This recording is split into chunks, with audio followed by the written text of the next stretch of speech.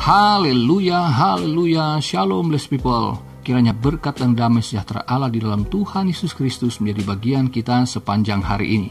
Kembali berjumpa dengan saya Pendeta Theodorus dari Rumah Berkat, House of Blessing. Tema renungan kita hari ini adalah respons kita ketika mendengar pengajaran Tuhan Yesus. Firman Tuhan terambil dari Injil Matius pasal 13 ayat yang ke-9. Begini firman Tuhan, siapa bertelinga, hendaklah ia mendengar. Blessed people, saudara terkasih dalam Tuhan, bahwa kita tahu bersama pasal ini menunjuk kepada pengajaran Tuhan Yesus kepada banyak orang yang datang berbondong-bondong melalui perumpamaan. Biasanya Tuhan Yesus ketika mengajar menggunakan perumpamaan untuk memberikan pemahaman yang lebih mudah bagi para pendengar. Tetapi kali ini Tuhan Yesus justru menggunakan perumpamaan sebagai dasar pengajarannya. Ya, namanya Tuhan kan suka-suka dialah. Dia yang punya hikmat dalam menyampaikan pengajaran. Haleluya.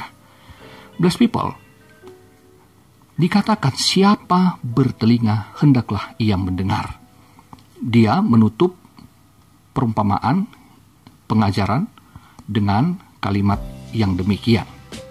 Itu berarti Yesus sedang mengajak para pendengar untuk memberikan perhatian lebih, karena kata mendengar di situ dari teks Yunani bukan hanya sekedar kita mendapatkan informasi melalui telinga kita, tetapi juga di dalamnya ada perhatian dari apa yang kita dengar dan memikirkannya.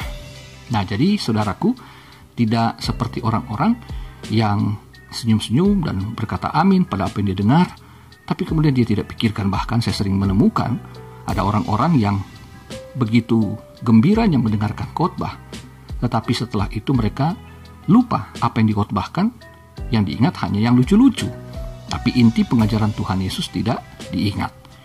Nah, saudara yang terkasih, bahwa di sini para murid kemudian bertanya di ayat 10. Mereka bertanya kepada Tuhan Yesus, kenapa Tuhan Yesus mengajarkan dalam bentuk perumpamaan? Nah, saudara baca sendiri ya, di ayat-ayat yang kemudian itu. Nah, saudara, apa yang terjadi pada saat itu adalah dua kelompok orang.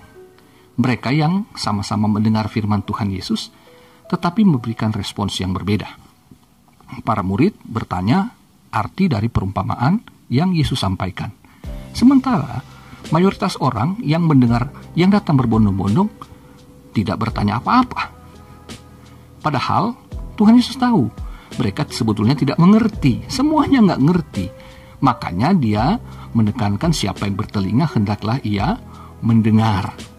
Respons yang disampaikan oleh para murid itu kemudian menjadi sesuatu yang mengubah situasi, karena kemudian Yesus menjelaskan artinya.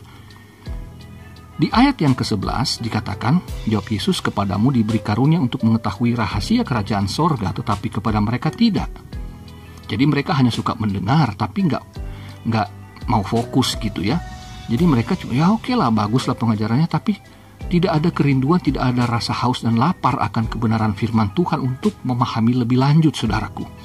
Ya. Nah, kemudian murid-murid yang merespons demikian mendapatkan jawaban. Apa yang diajarkan tadi itu masih tertutup. Yesus selalu mengajarkan tentang kerajaan Allah, tetapi saat itu mereka nggak mengerti. Dan kemudian akhirnya Yesus menjelaskannya dari ayat 18 sampai ayat yang ke-23. Nah, saudara dapat baca sendiri. Saya mau langsung kepada poin-poinnya saja, karena saya percaya saudara sudah tahu isinya. Saudaraku, ada 4 jenis orang yang merespons dari pengajaran Tuhan Yesus, yaitu yang diibaratkan dengan tanah yang keras. Nah, saudaraku, bahwa ditaburkan di pinggir jalan itu menunjuk kepada respons orang yang mendengar tetapi dia tidak mau percaya. Kalau nggak mau percaya, apalagi mau melakukan.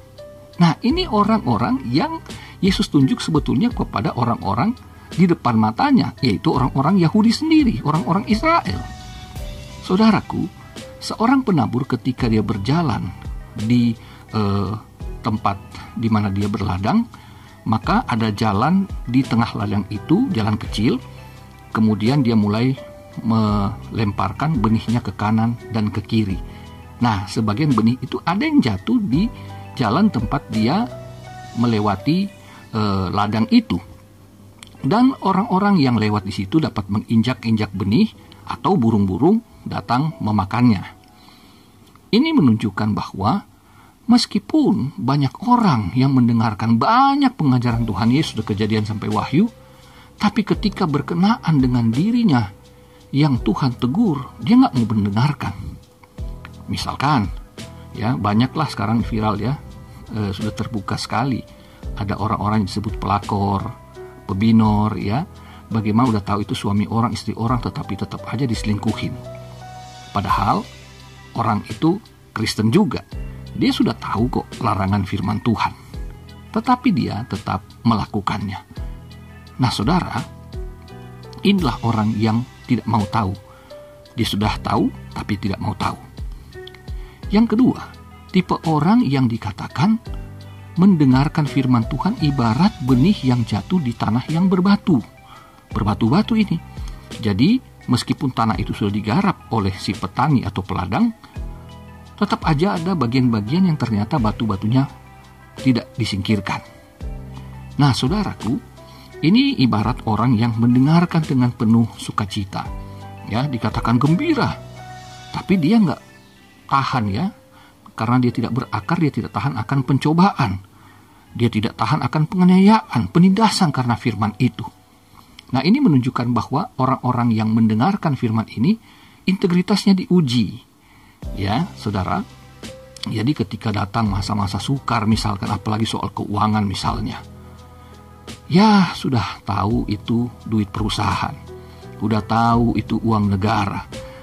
Tapi tidak mau mendengarkan suara Tuhan yang pernah dia dengar, yang Roh Kudus ingatkan. Dia mengabaikan, dia pikir, ya gimana ya, saya kan butuh. Saya punya kuasa untuk melakukan, nantilah gimana caranya untuk diakal-akalin lah. Dia tahu, ya waktu di gereja dengar firman Tuhan, aminnya kencang sekali mungkin, haleluya kencang sekali. Tapi ternyata dikatakan ia hanya tahan sebentar. Ya, jadi ketika penganiayaan datang, ketika pencobaan, penderitaan datang, ia tidak tahan. Tentu dalam berbagai aspek. Saya cuma kasih contoh satu saja, bahwa orang mengabaikan akhirnya kebenaran. Dia mengabaikan firman Tuhan yang dia dengar. Jangan mencuri, jangan korupsi, ya jangan menginginkan yang bukan milik kepunyaanmu. Tetap dia lakukan. Itu artinya dia seperti orang yang tanah hatinya berbatu-batu. Yang ketiga, saudara, dikatakan bagaimana firman yang dia dengar begitu indahnya, begitu membekas di hatinya, tapi ternyata ya kekhawatiran akan dunia dan kekayaan dunia itu membuat akhirnya dia berubah setia, saudaraku. Ya, dia tidak mau untuk setia kepada Tuhan. Nah, ini respons yang ketiga ya dari orang yang mendengarkan pengajaran Tuhan Yesus. Kata kekhawatiran dari teks Yunani itu diterjemahkan oleh mayoritas penerjemah adalah perhatian. Jadi maksudnya orang mendengarkan firman Tuhan tentang kerajaan sorga. Iman itu berbicara tentang hal-hal yang spiritual. Tuhan itu roh adanya, berbicara tentang hal-hal yang rohani, kebenaran. Tetapi karena fokusnya kepada hal-hal duniawi, maka ia mudah goyah. Ya, jadi ketika melayani Tuhan, mengiring Tuhan, akhirnya menjadi pengiringan yang bersyarat. Dia berpikir bahwa kalau ikut Tuhan segala sesuatunya mudah.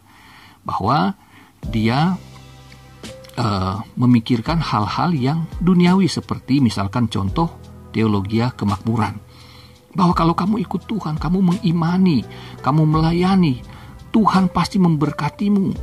Ya, kalau kamu menabur banyak, Tuhan akan melipat gandakan hasil taburan saudara, hasil sumbangan-sumbangan saudara, persepuluhan saudara. Tuhan akan ganti berlipat kali ganda. Jadi fokusnya pada hal-hal yang duniawi. Perhatiannya ketika dia melayani, bahwa dia berpikir Tuhan akan menggantinya dengan memberkati segala yang dia pinta, yang dia inginkan. Saya kan sudah melayani Tuhan, wajar dong Tuhan kasih saya mobil, Tuhan kasih saya rumah. Jadi fokus-fokus orang-orang ini adalah hal-hal yang duniawi.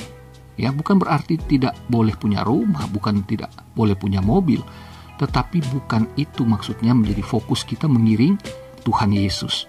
Ya, karena orang ateis pun bisa mendapatkan segala sesuatunya yang duniawi tanpa harus mengenal Tuhan. Nah, saudara, yang keempat ini yang Yesus katakan adalah orang yang meresponi firman-Nya, pengajarannya, dengan mendengar lalu mengerti. Kenapa dia mengerti? Karena dia mendengar dengan sungguh-sungguh. Karena dia memikirkan firman itu. Dia memberikan perhatian yang sungguh kepada pengajaran Tuhan Yesus. Dia memikirkan, merenungkan. Sehingga itu menjadi rema dalam hidupnya, mendorongnya untuk melakukan apa yang Tuhan kehendaki. Sehingga dikatakan ia berbuah 100 kali, 60 kali, dan 30 kali lipat. Panen di Israel itu biasanya 7,5 kali lipat. 10 kali itu sudah kelimpahan. Namun Tuhan Yesus berbicara yang jauh lebih besar, karena itu dihasilkan dari iman, dari pengertian yang benar akan pengajaran firman Tuhan. Jadi ini bukan soal kelimpahan jasmani, tetapi kelimpahan rohani. Artinya ketika pencobaan datang, ketika ancaman datang, bahkan kesusahan, bahkan kemiskinan pun, orang itu tetap percaya kepada Tuhan. Dia tetap beriman, dia tetap teguh di dalam Tuhan. Dia tidak goyah, saudara.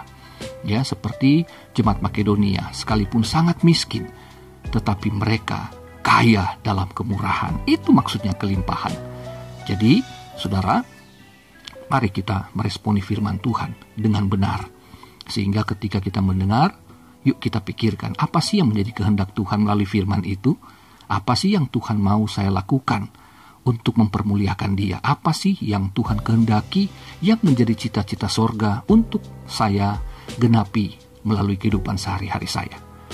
Kiranya ini menjadi perenungan kita, cerita yang perumpamaan yang sudah sangat familiar bagi kita, tapi biarlah saya mengulang kembali untuk menyegarkan ingatan saudara, dan akhirnya saudara menjadi para pelaku firman itu. Tuhan Yesus mengasihimu, Tuhan Yesus memberkatimu. Sampai jumpa lagi. Haleluya, blessed people.